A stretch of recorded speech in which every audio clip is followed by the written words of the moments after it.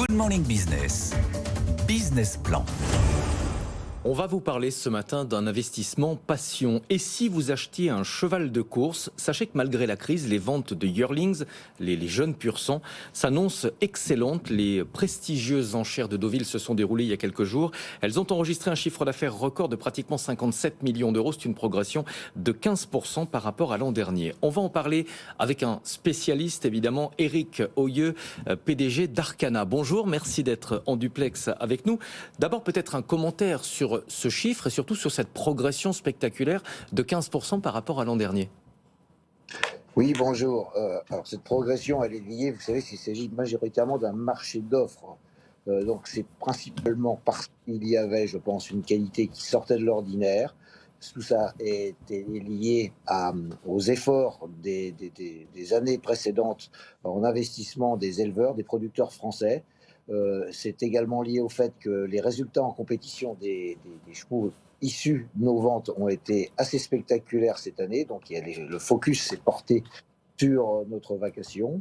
Et puis le fait que cet investissement plaisir, c'est-à-dire quelque chose qui procure des frissons, et qui puisse, le cas échéant, générer également, c'est la raison pour laquelle vous disiez qu'il s'agissait d'un investissement, mais puisse générer des retours économiques, bien que ça soit quelque chose forcément très à risque, eh bien, fait que nous avons eu, je pense, une vraie présence internationale en termes de demande, et puis aussi la constitution de nouveaux Français qui sont rentrés dans le jeu en s'associant.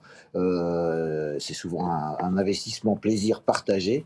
Ceci a procuré effectivement une très très bonne tenue du marché, qui avait été solide par le passé. On avait connu des progressions au moment préalablement au Covid, bien évidemment un plat un peu inquiétant durant la période Covid, et en l'occurrence le marché a tout à fait rebondi, mais comme je le disais, il est beaucoup lié aussi à la qualité de ce qui est proposé.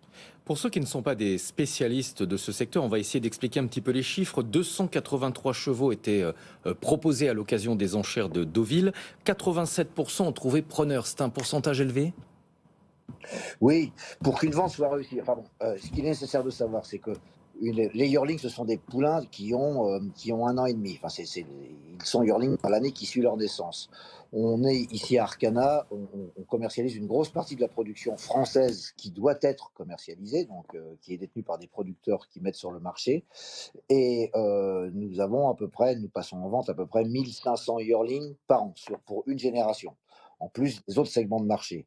Il s'agit, pour ce qui est de la vente d'août, qui est la plus connue, parce que c'est le pic de marché, dans la mesure où il y a une véritable sélection qui s'appuie sur deux choses: c'est la commercialité de la génétique de ce qu'ils représentent et la maturité de leur physique. Donc 300 environ sur les 1500 sont retenus pour cette vacation qui représente à peu près, je dirais, 50% du volume du marché des yearlings. Alors évidemment, c'est un investissement élevé. Le prix le plus élevé cette année, 2,4 millions d'euros. Je crois qu'on n'a pas battu le record de 2015, qui était de 2,6 millions d'euros. Oui, mais je suis jamais très impressionné par les records, parce que ça signifie d'une certaine manière pas grand-chose. L'important, si vous voulez, puisque vous êtes dans un environnement économique, vous allez le comprendre, c'est d'arriver à vendre de manière régulière, avec un pourcentage élevé, à un prix moyen qui soit supérieur au prix de revient pour les producteurs, pour ainsi leur permettre de continuer à investir et de faire progresser leur production.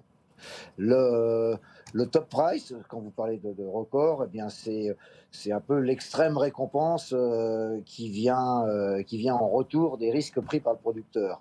Mais ce n'est pas ce qui fait le marché. Si vous avez 2 chevaux top price et derrière 90% des chevaux qui se vendent en dessous de leur coût de production, ce n'est pas effectivement du bon travail.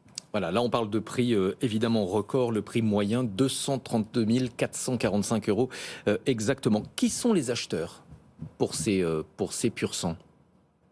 Alors, les acheteurs se répartissent, il y a un certain nombre de catégories sur le haut du marché. On parle du haut du marché. Je vous dis, ça représente peut-être le haut du marché, c'est plus de 50% du volume d'enchères, mais que 25% ou 20% de la production. Pour ce haut du marché, les acheteurs sont les grands acteurs internationaux. c'est-à-dire des gens qui ont déjà des structures faisant courir et cherchant à valoriser. Alors il y a effectivement des gens qui viennent du Moyen-Orient, mais il y a des Américains, un peu d'Australiens, des Japonais. Cette année, beaucoup de Japonais. Les Japonais étant toujours à la recherche de la génétique qui peut leur manquer. Et puis des Européens. Anglo-saxons, français, on est un tout petit peu en dessous. L'objectif est d'essayer d'avoir un maximum de ces gens qui investissent, qui laissent les chevaux à l'entraînement en France, de manière à procurer les partants nécessaires pour faire suivre et survivre la filière. Alors vous parlez d'entraînement, c'est un point important évidemment. Derrière cet investissement, il faut aussi garder en tête qu'il y a d'autres dépenses conséquentes pour faire évoluer ces chevaux qu'on a achetés par exemple lors des enchères de Deauville. Bien évidemment, là il s'agit de poulains. Ce sont un peu comme si vous aviez de jeunes joueurs de foot. De jeunes joueurs de foot, enfin des poussins, on va dire, qui globalement présentent des caractéristiques physiques permettant de penser qu'ils peuvent devenir bons. Et puis donc après, il faut rentrer dans cette phase d'apprentissage, de travail. Donc c'est à la fois du travail physique, mais également sur le mental, pour devenir les athlètes qui deviendront des champions. Il se trouve que cette année, effectivement, issu des ventes de Deauville, deux des meilleurs poulains de 3 ans en Europe, donc contre toutes les autres ventes et contre toutes les autres productions, sont des poulains qui ont été vendus à Deauville, en l'occurrence. Oui, pardon, excusez-moi. On sent que vous êtes un passionné. Est-ce que c'est uniquement un investissement passion ou est-ce qu'on peut envisager d'acheter un pur sang d'un point de vue financier, c'est-à-dire pour en faire un placement ? Non, je ne dirais pas qu'il faille penser à en faire un placement. Il y a plusieurs segments. Il y a les gens qui vont se lancer dans dans l'exploitation pour courir. Ça, c'est de la passion. Mais à la différence de certaines autres passions, celle-ci, si la chose tourne très bien, peut effectivement devenir extrêmement rentable.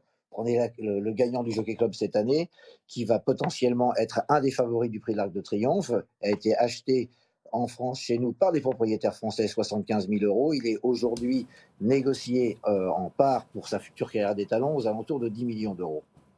Donc là, c'est effectivement un effet de levier.